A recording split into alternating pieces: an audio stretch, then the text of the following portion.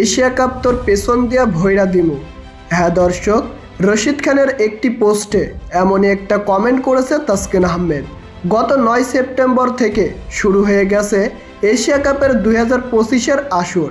আর এই এশিয়া কাপে সব দেশ যেন আঠার মতন লেগে আছে এশিয়া কাপের সাথে, কেউ কাউকে ছাড় দিতে চাচ্ছে না। তবে এবার ঘটে গেছে একটি মজার ঘটনা।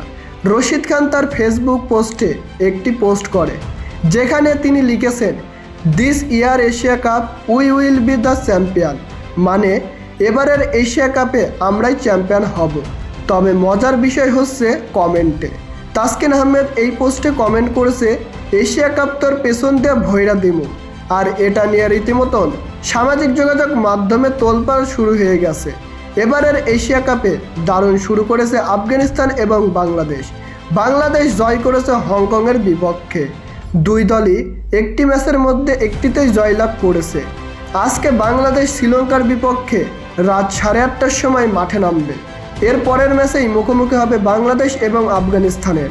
তো প্রিয় দর্শক, আজকে কারা জয়লাভ করতে পারে, বাংলাদেশ নাকি শ্রীলঙ্কা, তা জানিয়ে দিন আমাদের কমেন্ট বক্সে।